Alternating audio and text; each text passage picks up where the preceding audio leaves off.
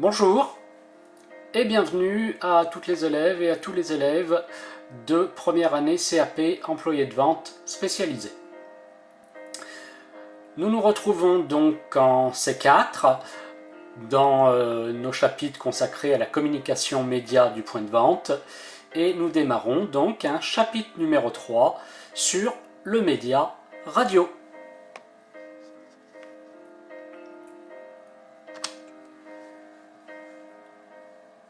En introduction, vous l'avez très certainement expérimenté et constaté, la radio s'écoute aujourd'hui sur de nombreux appareils. On peut donc écouter la radio presque partout. La radio, c'est donc le média de la mobilité. Nous allons découvrir dans ce support 3 documents pour mieux connaître le média radio. Alors, un document 1 sur la radio, un média très rentable malgré la crise. Alors, de tous les médias qui existent, la radio, c'est probablement le média le plus rentable. C'est l'un des plus prometteurs. Il faut savoir que c'est le média qui résiste le mieux à la crise économique. Les chiffres le prouvent d'ailleurs. Les recettes publicitaires de la radio ne reculent que de 1,4% sur 6 mois, contre moins 6,6% pour la télévision et moins 8,5% pour la presse. La radio, c'est aussi un média qui génère directement du trafic. Et en période de crise, en période de difficultés économiques, les entreprises cherchent avant tout à avoir du trafic pour épuiser, pour écouler leur stock. C'est aussi un média très souple. En effet, on peut décider d'une campagne radio en 24 heures. Et ce n'est pas très cher pour les annonceurs. Les spots publicitaires se vendent en effet moins cher à la radio qu'à la télévision.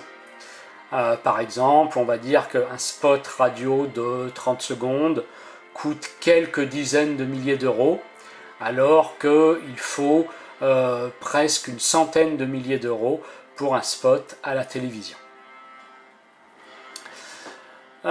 Très concurrentiel en France, le marché de la radio se partage entre 4 grands groupes privés: RTL, Énergie, Europe 1, Next Radio TV et le groupe public Radio France.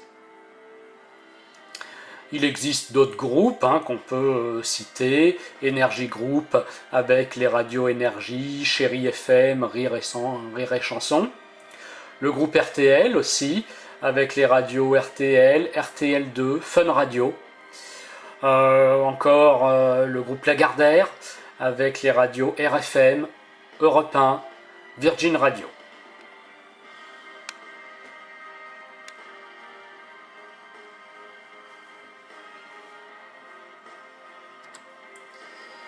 Découvrons maintenant le document numéro 2 sur les caractéristiques du média radio.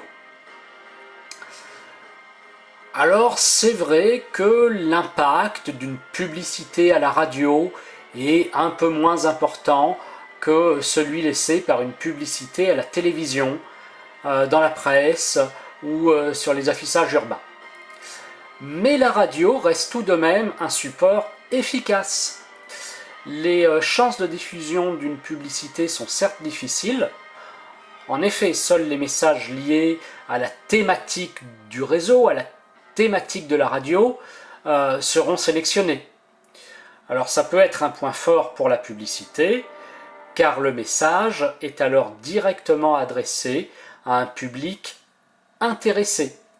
Par exemple, un message publicitaire ayant pour cible les jeunes sera diffusé sur des radios comme Énergie ou Fun Radio, mais pas sur des radios comme France Inter. Le message radio, la publicité radio, ça se doit d'être frappant. Et oui, car il n'y a pas d'image, ce qui peut donc baisser les chances que l'individu se souvienne du message. La radio est donc privilégiée pour des messages essentiellement événementiels. Elle est à ce titre beaucoup utilisée par la distribution, la grande distribution, pour des actions promotionnelles.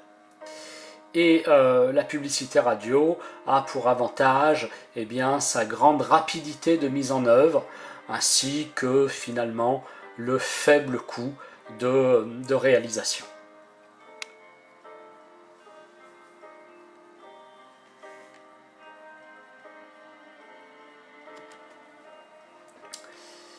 Découvrons maintenant un document numéro 3 sur la radio, donc le média de la mobilité. On l'a déjà dit en introduction de vidéo.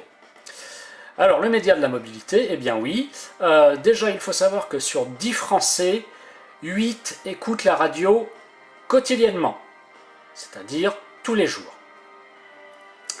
C'est le premier média utilisé en déplacement. 76,5% des auditeurs écoutent la radio en voiture la semaine. Ça baisse à 66% le week-end. Et donc les auditeurs écoutent surtout la radio entre 7h et 9h, entre 12h et 14h, et entre 17h et 20h.